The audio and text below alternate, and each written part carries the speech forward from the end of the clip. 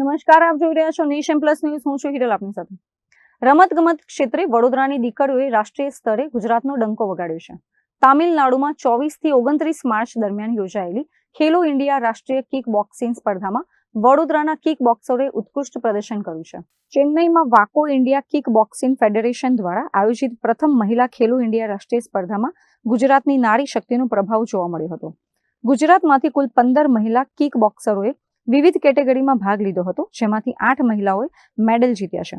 આ 8 મેડલમાંથી વડોદરાના ખેલાડીઓએ 4 ગોલ્ડ અને 2 સિલ્વર એમ કુલ 6 મેડલ મેળવીને શહેરની સિદ્ધિમાં વધારો કર્યો છે.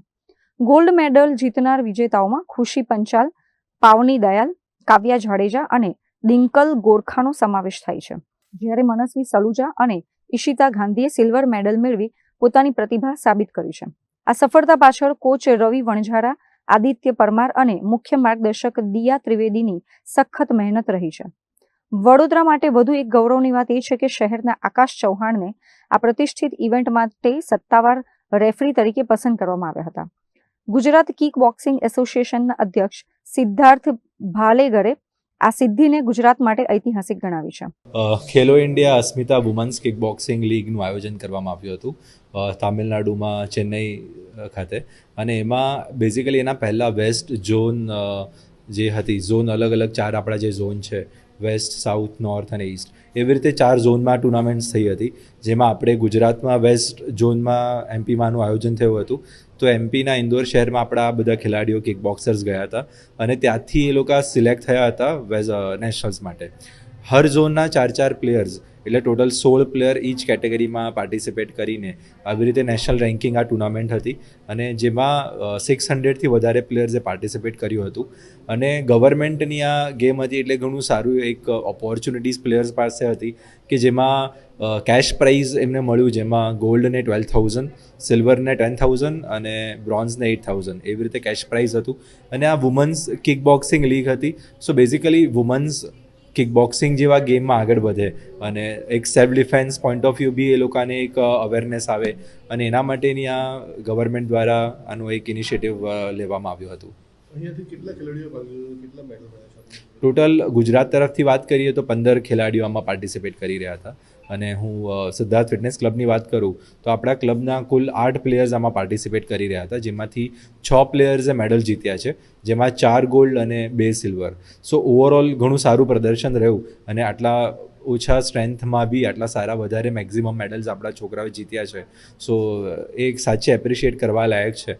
અને આપના માધ્યમથી હું જણાવીશ કે ગર્લ્સને આવા સ્પોર્ટ્સમાં એન્કરેજ કરવું જોઈએ બધા પેરેન્ટ્સે, અને જેથી કરીને સ્પોર્ટ્સ તો રમે જ પણ એની સાથે આત્મસુરક્ષા કરી શકે, પોતાની સુરક્ષા કરી શકે.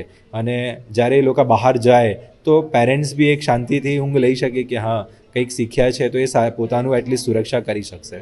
અત્રે ઉલ્લેખનીય છે કે મેડલ જીતીને પરત ફરેલી દીકરીઓનું વડોદરામાં ભવ્ય સ્વાગત કરવામાં આવ્યું હતું.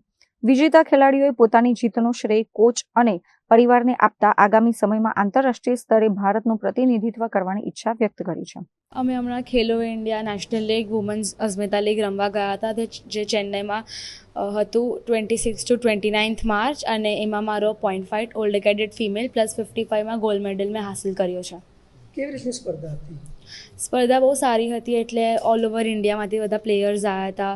તો ટફ પણ હતી અને મજા પણ આવી, અલગ અલગ એક્સપિરિયન્સીસ મળ્યા કે અને ગવર્મેન્ટ ગેમ હતી તો બધા સ્પોર્ટ્સથી, બધા માર્શલ આર્ટ્સથી આવ્યા હતા કિક બોક્સિંગ રમવા. કેશ પ્રાઇઝ પણ મળી હતી અમને, જે તે ગોલ્ડને 12,000, સિલ્વરને 10 અને બ્રોન્ઝને 8. કઈ મેચ વધારે ટફ લાગી તમને? મને મારી ફાઇનલ્સ વધારે ટફ લાગી. કેવી રીતે મહેનત કરી હતી ફાઇનલ્સ માટે આપણે? અમે મહેનત બહુ કરી હતી. ઇવનિંગમાં 2-3 કલાકની પ્રેક્ટિસ, એના પછી સવારે 2-2 કલાકની પ્રેક્ટિસ. અમારા કોચે અમારા પાસે બહુ મહેનત કરી હતી, સિદ્ધાર્થ સર. જે મેડલ હાંસલ કર્યો છે કેવું અનુભવ છે? અમે બહુ સારું અનુભવીએ છીએ, એટલે સારું લાગે છે કે મહેનત રંગ લાવી, એટલે ગોલ્ડ આવ્યો.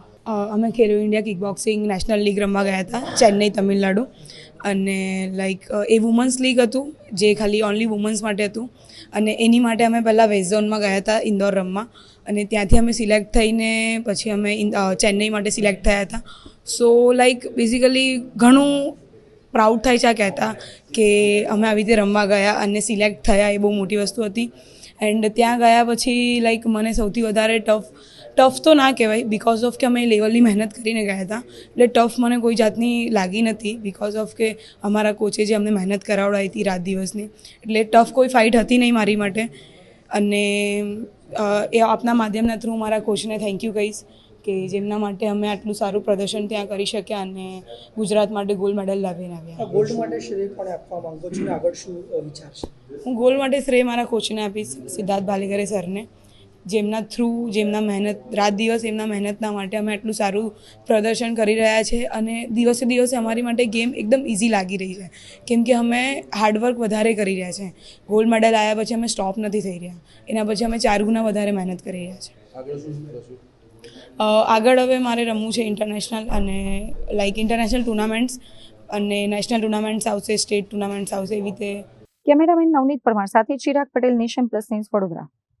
સમાચારોના સતત અપડેટ મેળવવા માટે અમારી નેશન પ્લસ ન્યૂઝની યુટ્યુબ ચેનલને સબસ્ક્રાઇબ કરો, બેલ આઇકન દબાવો અને જોડાયેલા રહો ફેસબુક, ઇન્સ્ટાગ્રામ અને ટ્વિટર પર.